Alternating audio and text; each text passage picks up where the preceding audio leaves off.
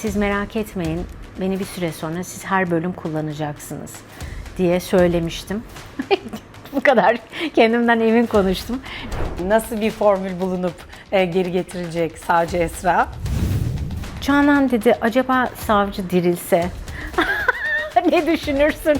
Ben de inanamıyorum, ben de bunu düşünüyordum falan diye söyledim. Uzunca yıllar Amerika'da da yaşadın. Geri dönmek o zaman da bu kadar güzel miydi?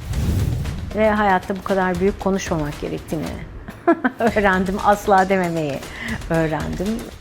Kendini de öğretiyor, kendini de keşfediyorsun. Mesela ne kadar tahammüllü bir insan olduğunu falan öğreniyorsun. Ya da tahammülsüz.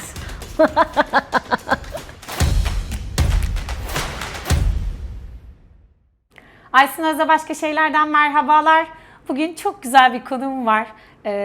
Kendisini izlemek tiyatro sahnesinde ayrı güzel, ekranda ayrı güzel, beyaz perdede ayrı güzel. Çünkü çok güzel. Tahmin ettiğinizi tahmin ediyorum. Evet, Behzat Ç. Çekiç ve Gül yayınlanırken, 3. sezonu yayınlanırken ve 13 yıl sonra da bu muhteşem yapıma geri dönerken sevgili Canan Ergüder benimle birlikte. Ne zamandır da röportaj yapmamıştık. Ne iyi oldu. Behzat Ç. Çekiç ve Gül 3. sezona geri döndüm ve biz görüşmek için, röportaj yapmak için bir bahane bulduk. Aynen öyle. Nasılsın? İyiyim, çok teşekkürler Aysun'cum. Sen nasılsın? İyi vallahi, koşturmaca, yaz sıcakları, bir taraftan çekimler ama sen de hiç durmadın yerinde biliyorum. Evet, aynen öyle. Oğlumla çok dolaştım. Evet. Tabii şimdi 2. sınıfa geçti. Hani tam böyle el avuca sığmayan tarafları, merakları Maalesef. çok. Biraz evet değişti bu sene Demir ama işte büyümenin bir parçası diyoruz. Evet. Tabii o büyürken sen çalışmaya devam ediyorsun. Aynen. O oyunculuğundan da mahrum bırakmıyorsun bir taraftan bizi. Bu çok güzel bir haber. Bir de Behzat Ç. Sende de yeri ayrı olan Çok ayrı bir yapım. Ve herkeste de yeri ayrı ve Türkiye'de herhalde dizi tarihinde çok bambaşka bir yere konulan bir yapım. Dolayısıyla sen nasıl tarif edersin? 13 yıl sonra geri döndün. Bir hani o geri dönüş, hani neleri özledin, ne buldun? Ama önce Behzat Ç. senin için ne ifade ediyor? Ya da sen Behzat Ç. Dizisini nasıl tarif edersin? Behzat Ç. benim için gerçekten çok özel bir yapım. Kendi şahsi hayatımda da Ankara'nın yeri de çok apayrı. Ben hani İstanbul'dan Ankara'ya gidenler genelde Ankara'yı sevmezler falan diye söylenir. Evet. Ama ben Ankara'yı çok sevdim.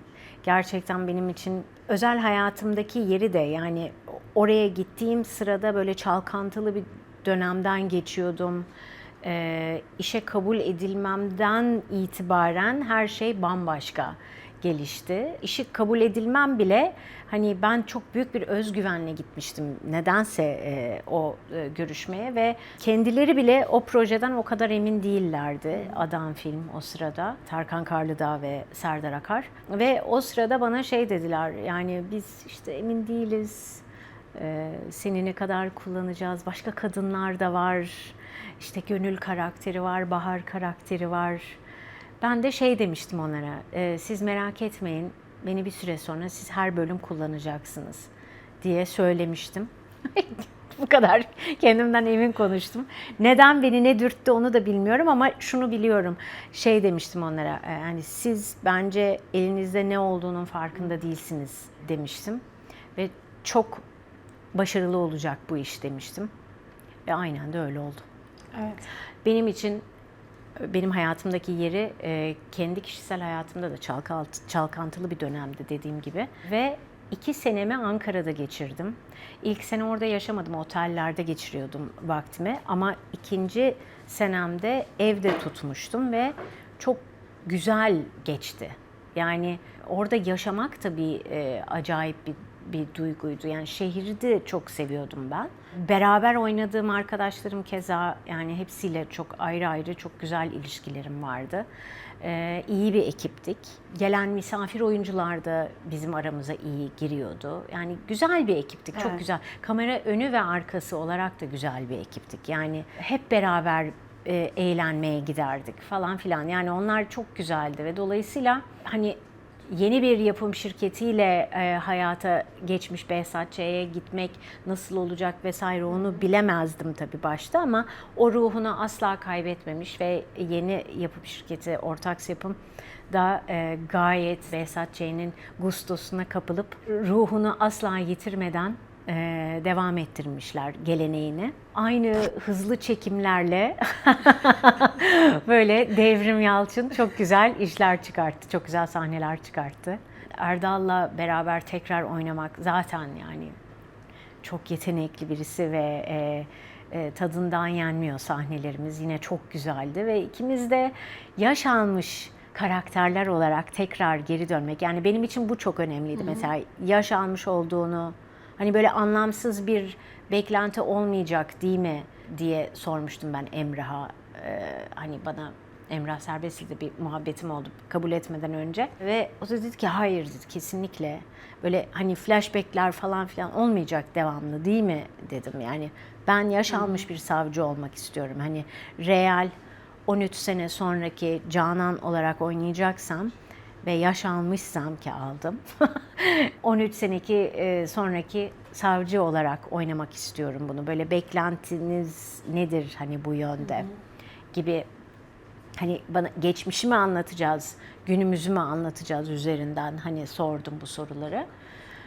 Ve günümüzü anlatacağız üzerinden konuşuldu. Bir de yani benim için zaten yani önemli olan kriter de güzel anlatılmış olması önemliydi benim için. Şimdi bu tabii ki seyircinin takdirine kalmış bir şey.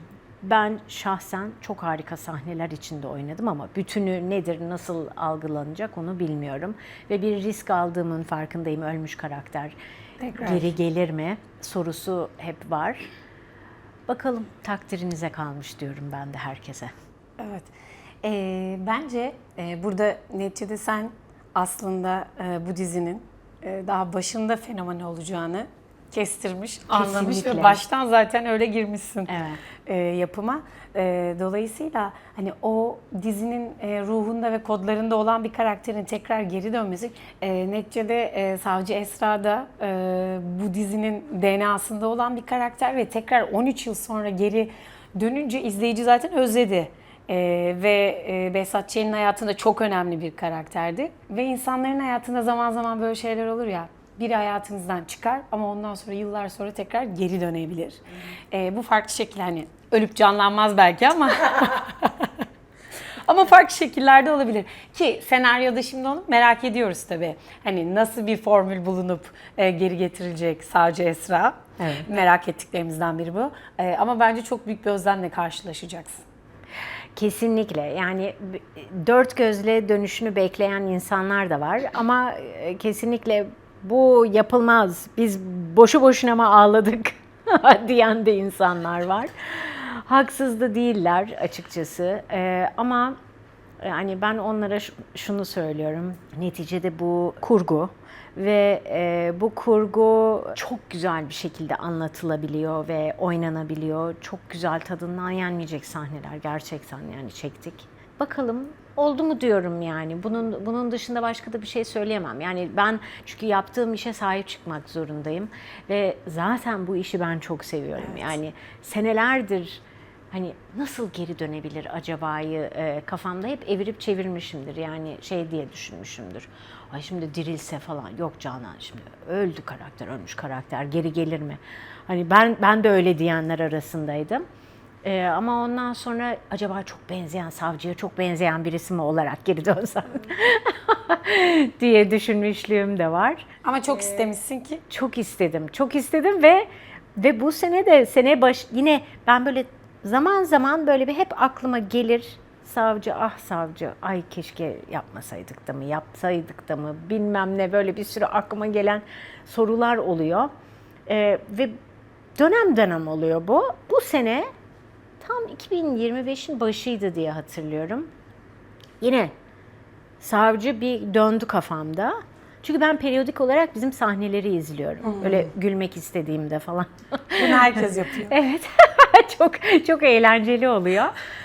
Herhalde öyle bir dönemdi. Yani bir izledim ve ay ne kadar güzel sahneler bunlar ya dedim. Ve Üstüne benim menajerim Yasemin Özbudun aradı beni. Canan dedi, acaba savcı dirilse ne düşünürsün? Ben de inanamıyorum, ben de bunu düşünüyordum falan diye söyledim. Neden olmasın dedim, yani güzel yazılmışsa neden olmasın, kim yazacak dedim falan filan. Yani ondan sonra Emrah dediler zaten. Ve ben nasıl döneceğini bir onunla konuşmak isterim dedim. Yani benim de aklıma yatıyorsa neden olmasın, tabii ki yapmak Dönmeyi isterim çok istiyorsun dedim. ama hala şartlarım var. Neticede o kafandaki gibi, bıraktığın gibi de dönmek istiyorsun. Yani senin istediğin, içine sinen şekilde. İşte olacak mı? Çünkü imkansız, yani orada Akbaba baktı, yani ben diyorum yani Akbaba baktı diyorum, Akbaba yanılmaz ki, Ya. nasıl yapacaksınız Evet. bunu diye söylüyorum. Oldu bir şekilde, Evet. bakalım. Evet, oldu. Neyse, iyi ki döndün. Dediğim gibi seni izlemek her zaman çok keyifli. Teşekkür ederim. Behzat Ç'nin şöyle bir tarafı var. Geçen haftalarda Atina'ya gittim. Orada sevdiğim bir gazeteci arkadaşımla da böyle sohbet ederken Türk yapımlarından, Türk dizilerinden, işte platformlardan falan çıktı. Neticede Türk yapımları dünyada çok izlenen Evet. yapımlar bir taraftan. Sonra bu röportajımızın olacağı da belli. Ya dedim, yeni bir filmin, daha doğrusu dizinin yeni sezonu girecek. Behzat Ç. işte bir Ankara hikayesi falan. Sen de seversin bence. Sonra şeyi açıp birkaç tane sahne gösterdim. Gülmekten yerlere yattı. Evet. Çünkü çok iyi sahneleriniz var ya, yani inanılmaz yazılmış, oynanmış sahneler. İnanılmaz. Tabii şimdi HBO Max'le birlikte yayında olması dünyanın pek çok noktasında da izlenebilirliğini getiriyor. O yüzden de bu kadar dünya standartlarında yapılan bir işin Behzat Ç. Çekiç ve Gül'ün 3. sezonda Max'te olması da bence ayrıca da bir tadı tuzu var. Kesinlikle. O da benim şansım diyelim. Evet. Gerçekten artık savcı Esra'yı tüm dünya da bir taraftan İnşallah. tanımış olacak. Yani Savcı ben karakteri. yani yabancı insanlar ne kadar yurt dışına tercüme edilebilir bir espri Tabii çok yapısı var, şey ondan emin evet. değilim. Belki Yunan olduğu Evet, için arkadaşın çok daha iyi anlamış olabilir, bilmiyorum. Hani kültürler benzeşiyor neticede ama Evet. merak ediyorum. Belki de bir İsveç kültürü sanki algılayabilir. biraz, Algılayabilir gibi geliyor bana o taraflar. Ama bilmiyorum, yani nasıl algılanır yurt dışında, aslında çok merak ediyorum ve nasıl tercüme edilir. Evet. Onu da merak ediyorum. Küfürlerinden tut cümlelerine, normal cümlelerine kadar nasıl tercüme edilebilir, onu bilmiyorum. Evet, kolay olmasa gerek Evet. gerçekten. Onu ayrıca ben Max'e sormak istiyorum. Nasıl tercüme edeceksiniz bunun alt Aynen. yazılarını diyor. Ayrı bir soru olarak kafamda duruyor şu anda. Ama evet, Behzat Ç'nin biraz da şey tarafı var değil mi? Olabilecekleri, işte dünyanın gidişatını ya da insanların gidişatını ya da herhangi bir olayı, gündemin Kesinlikle. nereye doğru ilerleyeceğini tahmin etme yeteneği de var bu dizinin. Bence kesinlikle var. Özellikle ilk yapılan Behzat Ç'lerin var. Şimdiki Behzat Ç. tabii ki aynı Behzat Ç. değil. Şu anlamda değil. Bir kere dijital platform için yapılmış, daha cilalı görünen, daha kısa olan, daha cilalı. Evet. En iyi kelime bu. Daha cilalı görünen bir Behzat Ç. Zamanında 2012 yılları, 2013 yılları arasında yapılan Behzat Ç. daha defolu bir Behzat Ç'ydi. Ve belki de albenisi de aslında onun içerisinde yatıyordu. Ve o zaman gerçekten Türkiye'de neler çekilebiliyormuş dedirten bir projeydi. Evet. O yüzden çok önemli bir proje. İleriye dönük olarak neleri öngörmüş olabildiğini görmek bazen insanı hayrete düşürüyor. Özellikle 1. bölümü açıp tekrar izlerseniz ne demek istediğimi anlarsınız bence. Evet, öyle bir tarafı, güçlü bir tarafı da var Behzat Çok. Ç'nin. Ama tabii acayip fenomen bir dizi. Ve şeyi de sormak istiyorum. Neticede Erdal Bey, Behzat Ç'ye inanılmaz bir ruh verdi. Yani müthiş bir karakter. Bence hani dünya standartlarında bir iş olduğunun kanıtlarından da biri o. Ve o karakter çok sevildi. Ve şimdi aslında yani Erdal Beşikçioğlu'nun belediye başkanı olması, Ankara'da belediye başkanı olması, yani o Behzat Ç. hikayesinin getirdiği enerji ve sinerjinin de hiç kuşku yok ki bir katkısı var. Ama Erdal Beşikçioğlu inanılmaz bir karakter zaten, yani çok iyi bir oyuncu ve dünya meselelerine de ilgili bir oyuncu. Yani özellikle tiyatro sahnesinde Türkiye meselelerini Türkiye de. meselelerini, dünya meselelerini irdeleyen, işleyen, eleştiri getiren, zaten her zaman öyle bir tavrı vardı. Şimdi tüm bunları düşündüğümüzde de yani 13 yıl sonra Erdal Beşikçioğlu aynı Erdal Beşikçioğlu ama bir de belediye başkanı olan Erdal Beşikçioğlu olma durumu var ya, öyle bir şapkası da var. Ya bunun bir farkı var mıydı? Bir hissiyatı var mıydı? Elbette vardı çünkü çok çabuk çekilip işe dönmesi gerekiyordu.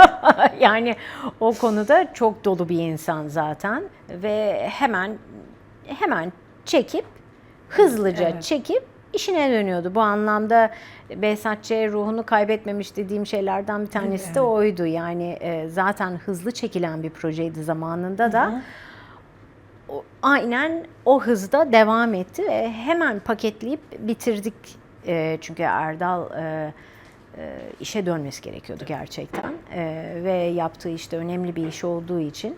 Ama kendini bulmuş arkadaşım, çok mutlu görünüyor, yaptığı işten zevk alıyor.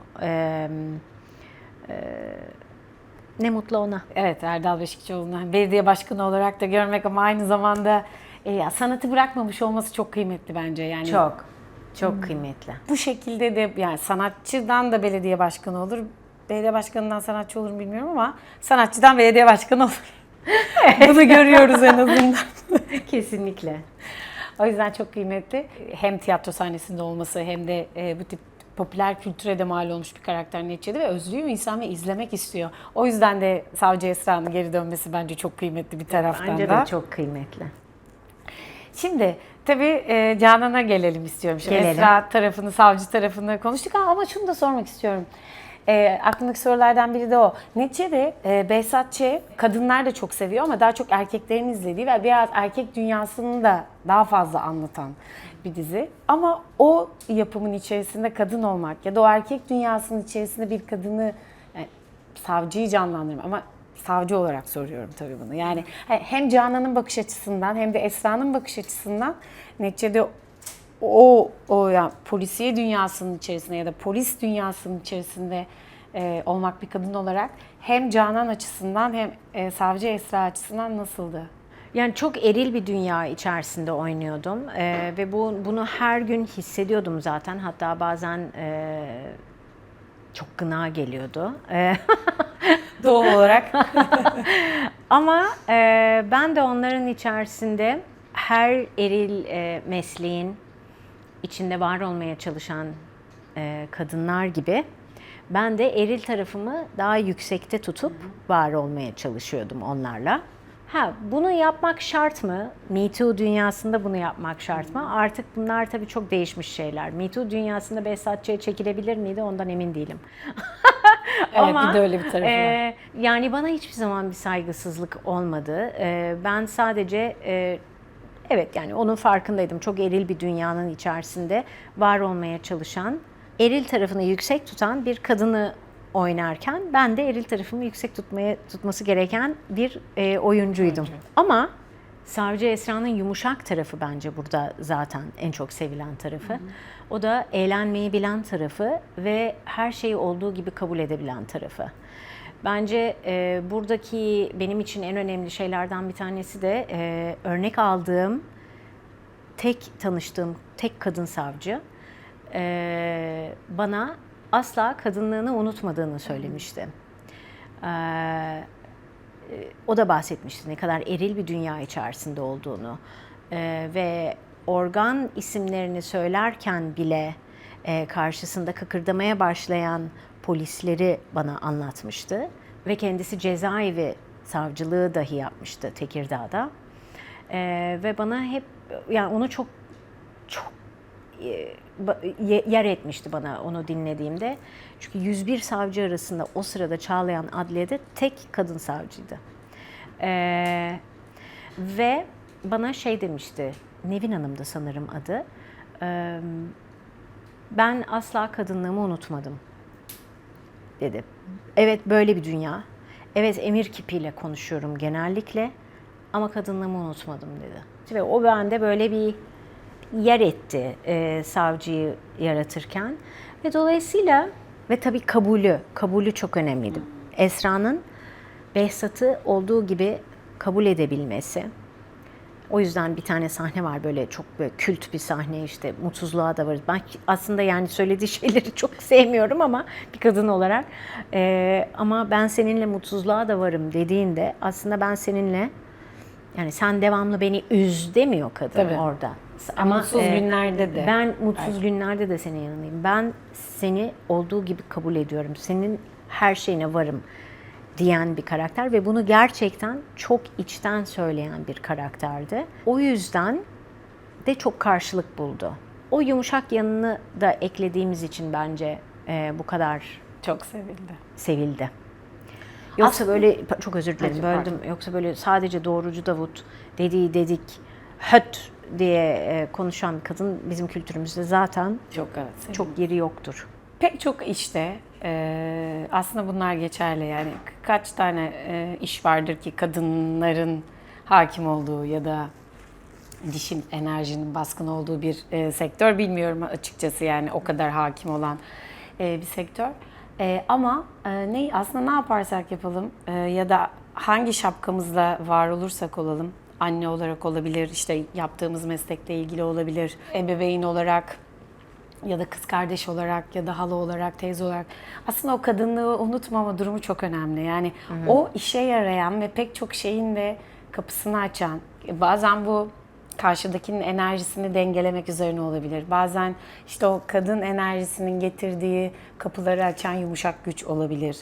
Bunu seksist bir taraftan bakarak söylemiyorum. Yok, ama anlıyorum. Bazen o hayatın içerisinde mücadele ederken unutuyoruz kadın olduğumuzu ve çok standart bir yere, yani cinsiyetsiz bir tarafa doğru kayıyoruz. Yani erkek ya da kadın fark etmeksizin aynı yerden baktığımız. Oysa çok güzel bir enerji ve güçle doğmuş olan kadın, hani bunları unuttuğunda işler işte o noktada tıkanmaya başlıyor. Aynen. Ve özellikle de hani öyle bir dünyanın içerisinde hala kadın tarafının da kalması insanın çok daha işleri kolaylaştırıyor belki de. Daha güç veriyor belki de. Her iki taraf açısından da. Evet, kesinlikle.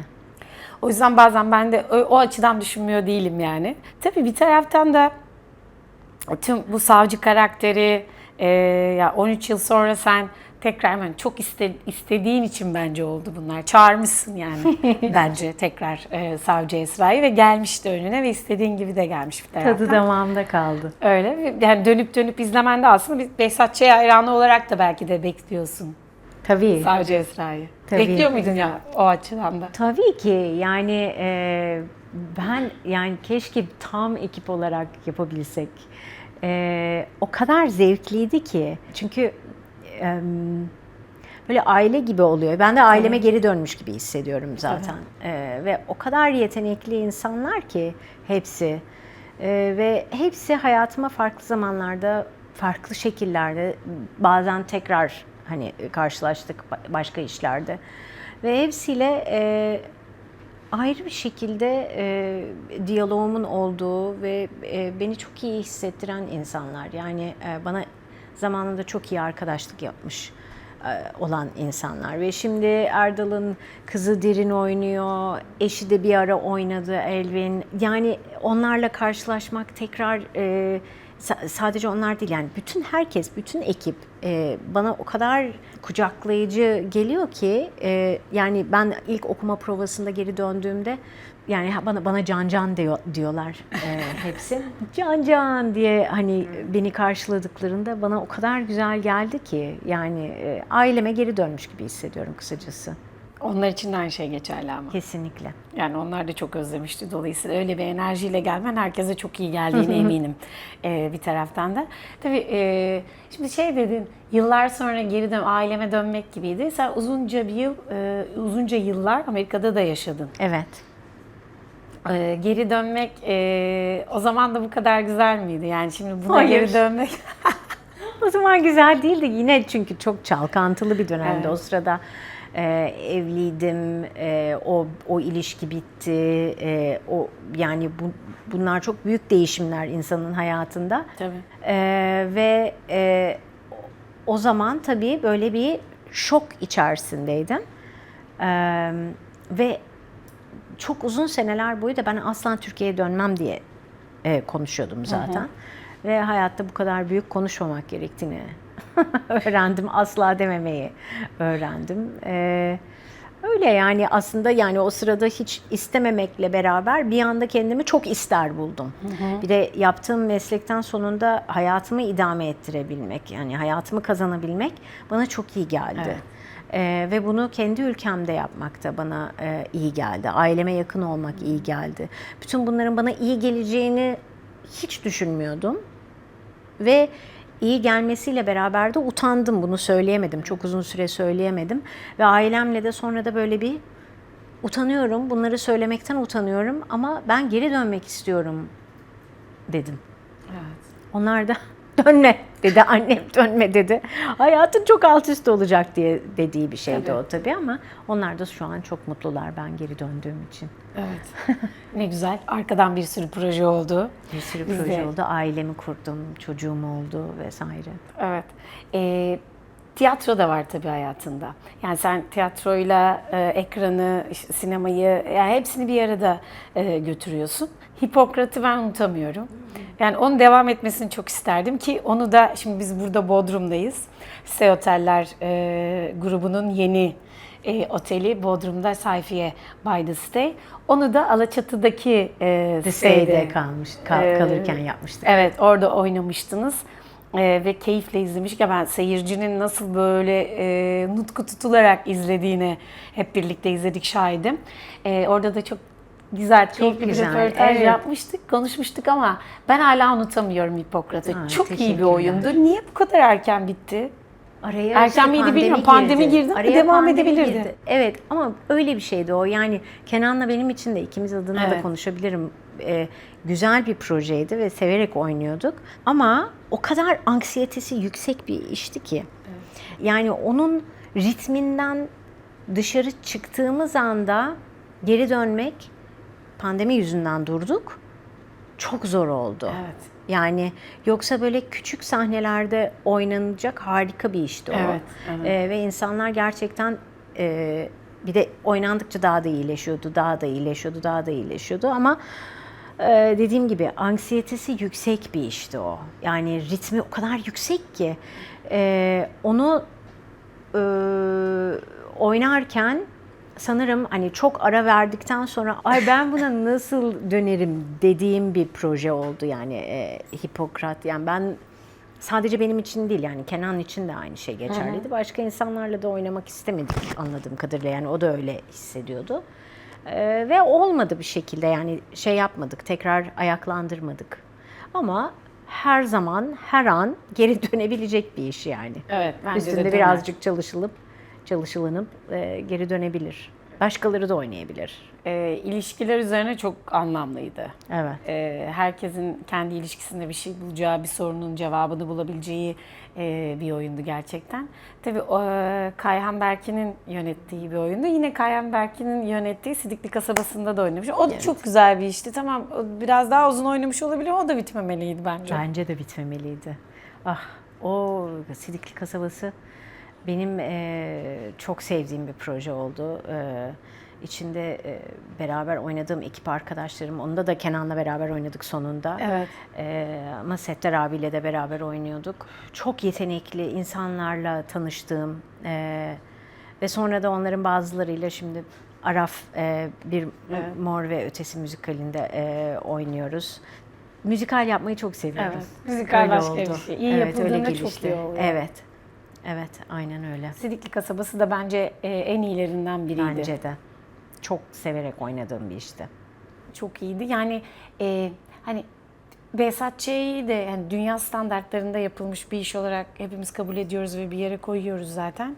Bu kadar fenomen olması neticede başka bir kültür de izlese biraz önce ilk başta konuştuğumuz gibi mutlaka bir şey bulur. Çünkü ne kadar kültürler farklı olsa da aslında o dünya, o polisiye dünyası ya da o erkek dünyası birbirini anlıyor ve buluyor aslında. Evet. Ve insan da değişmiyor yani hiçbir şekilde kodlar aynı yine. Sidikli Kasabası müzikali de öyle. Dünya standartlarında bir iş. Bence de. O kadar güzel bir işti ki ve çok güzel yönetilmişti, çok güzel oynanıyordu. Çok güzel sesler vardı içinde. Evet. O yüzden inşallah bir daha olur. Evet, evet. Onu Ben da çağırıyorum. Onun da tekrar ki sen çağırınca oluyor bence. Evet. Lütfen daha çok ister misin? İstiyorum, onu istiyorum. Evet, ama Araf'ta da devam ediyorsun şimdi. Evet, Önümüzdeki devam sezonda ediyorum. inşallah devam edecek. İnşallah. Araf çünkü oynandıkça oturan bir oyun oldu. Kesinlikle. Oynandıkça oturan bir oyun oldu. İlk görenler aynı şeyi bir daha görmeyeceklerdir. Yani şu an tam oturdu diyebilirim. Evet. Evet. Kesinlikle öyle diyelim. O yüzden yeni sezonda ben izleyemedim bu arada. Pek çok yere giderim, hadi premier yaptı, onu kaçırdım ama sonra gideyim diye. Kısmet olmamıştı. İnşallah bu sezon ben de istiyorum. Neticede senin oynadığın her yapım böyle dolu dolu, güzel, doyurucu oluyor. Bunun da öyle olduğuna eminim. Özellikle de bu süreçten sonra öyle olacağına eminim ama ben biraz şeye gelmek istiyorum. Anne Canan'a gelmek istiyorum. Neticede hani başta da dediğim gibi en hareketli döneminde şu anda ve onun peşinde koşturmak, onunla sohbetlerin her gün değişiyordur. Evet. Onunla bir yolculuğa çıkmak. Yani çocukla inanılmaz enerji veriyor bir taraftan ve sürekli bir şey öğretiyor insana. Kendini de öğretiyor. Kendini de keşfediyorsun. Mesela ne kadar tahammüllü bir insan olduğunu falan öğreniyorsun bence. Ya da tahammülsüz. Evet. Tahammüllü olmaya çalışıyorum ama tahammülsüzlüğümle çok yüzleştiğim oldu bu sene. Bu sene benim için zorlu bir seneydi.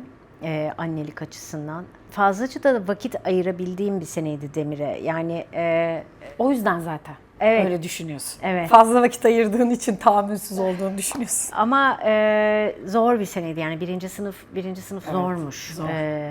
Çünkü bir sürü yeni şeyler öğreniyor ve beyin çok gelişiyor. Hani düşününce insanın beyni nasıl hani okumayı öğreniyor, nasıl toplama çıkarmayı öğreniyor, nelere takılıyor. Takılmaması gerek. Neden? Hani bana çok kolay gelen bir şey. Nasıl Ona yani? Nasıl anlamaz? Nasıl birleştiremiyorsun o heceyi?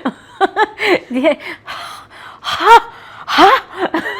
Yani bunu nasıl birleştiremezsin? diye insan böyle saçını başını yolacak noktalara geliyor. Ama okuyabiliyor artık. Evet. Bence en çok kutlanması gereken Evet. şey okuma yazmayı öğrenmek olduğunu düşünüyorum. Evet. Evet. Ama yani insan beyni çok garip bir şey yani ve o böyle hani şey diye hayal ediyorum.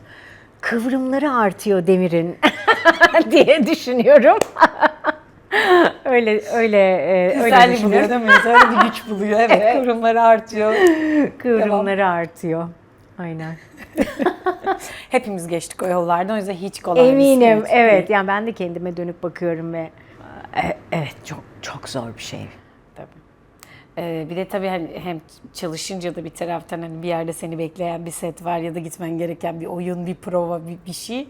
O araya sıkışmış hani bir de şunu öğreteyim derken Evet. insan kendini çok sıkışmış hissediyor gerçekten. Evet, gerçekten öyle. Bir de sanırım bu yaşlarda, yani benim oğlum 7 yaşında şu an, bir otonomi gelişimi oluyor. Yani kendi kararlarını alabilmek istiyor. Ve sen de ebeveyn olarak yani elinden geldiğince ona o hakkı tanımak istiyorsun ama yani bir yere kadar olmuyor, yani daha ötesi. Hayır öyle olmayacak, öyle olacak, öyle olmayacak, öyle olacak. Böyle bir şeye, bir kavgaya dönüşebiliyor. Yani zorlandım, bu sene bayağı zorlandım bu konuda. Bunu itiraf edebilmek çok önemli ama. Öyle mi? Evet, bence öyle. Yani ben İtiraf böyle ediyorum. hayır işte tamam hallederiz, işte şöyle şey yapabilirim, bunu da halledebilirim diye hani bazen kendime böyle çok yüklendiğim zamanlar oldu. Yani sanki hiç zorlanmıyormuşum gibi ya da işte şöyleymiş gibi ya da hiç tahammülüm zorlandım. bitmeyecek. Yo, hayır, zorlanıyorsun, tahammülün de bitiyor. Normal olanı bu zaten. Hani normal olanı tahammülünün bitmediği durum ya da senin zorlanmadığın durum zaten. Hani bazen böyle bize yüklenen o güçlü kadın şeyinden de fire vermek gerekiyor, kabul etmek gerekiyor. Ve bence bu Senin bu itirafın pek çok anne için çok önemli. O da zorlanıyormuş.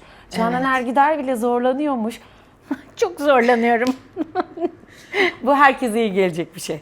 Yani bu çok önemli. Kabul etmek, itiraf edebilmek. Hani o işte Amerika'dan döndüğünde de yani dönmek aslında iyi bir şeymiş diye kendini itiraf edebilmem bile hani aslında pek çok şey değişmesine Evet, sebep. yani onu bir insan bazen söyleyeceğini düşünmediği şeyler söyleyebiliyor. Evet, hayatta böyle işte öğrene öğrene geçiyoruz. Aynen. Bir taraftan. Bir de tabii son olarak şeye de gelmek istiyorum. Evet, tiyatrolar, diziler, annelik ama bir taraftan da böyle gastronomi dünyasına da bir yolculuğunuz var ailecek. Evet. Biraz bahsedelim mi ondan? Tabii Tatlı ki, bir şey çünkü. tabii ki çok tatlı bir şey. Kenan'ın çok güzel bir dükkanı var, Hermosa adında. Adı üstünde, Hermosa İspanyolca güzel demek. Yani ürünlerimiz İspanyol ürünleri değil, çikolata ve yani artizanal çikolata, el yapımı çikolata ve makaron ve gelato. Çok güzel dondurma yapıyor Kenan. Gerçekten gitti İtalya'ya eğitim aldı. Bizzat. Bizzat. 2 kere. Oo. 2 kere gitti, eğitim aldı. Ve bir tutku haline geldi onda. Yani çok gurur duyuyorum. Çok güzel şeyler çıkarttı ortaya. Ve şimdi de bütün sarf ettiği yemeklerde yerini buluyor. İnsanlar keşfetmeye başladılar. Online olarak vardı. Zamanında bir standımız vardı. Fakat o stand sonra pandemi araya girdi ve işletme tamamen online'a döndü.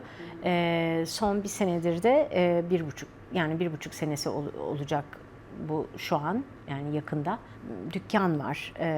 Bağdat Caddesi'ne yakın, Ömerpaşa Sokak'ta. Çok güzel ürünlerimiz var. Gelip tatmanızı tavsiye ederim. Ben de çok severim. Dondurma çok severim, çikolata çok severim. Yani tatlı seviyorum. Dolayısıyla Bağdat Caddesi'nde Ömerpaşa Sokağı mutlaka geliyorum. Hermosa. Hermosa. Hermosa. Hermosa doğru söyleniş ama evet, Hermosa. Hermosa. Tabii bu farklı da bir deneyim bir taraftan. Yani aslında hani oyunculuk, bu ışıltılı dünya, şatavatlı dünya ama bir taraftan da hani çok ben o işleri hani bizim yaptığımız işlere göre daha gerçek olarak tanımlıyorum. Ya hepimizin yaptığı iş gerçek tabii ama o daha gerçek ve direkt insan odaklı ve direkt insana hitap eden bir şey olduğu için o başka bir deneyim ve başka bir yolculuktur herhalde. Evet ve şart oluyor çünkü oyunculuk aslında hiç şatafatlı bir dünya değil. Zor. Zor bir dünya. Gerçekle de bağlı kalmak gerekiyor bence. Evet. O yüzden güzel bir bağlantı noktası. Bence çok tatlı bir bağlantı noktası olmuş gerçekten. Evet.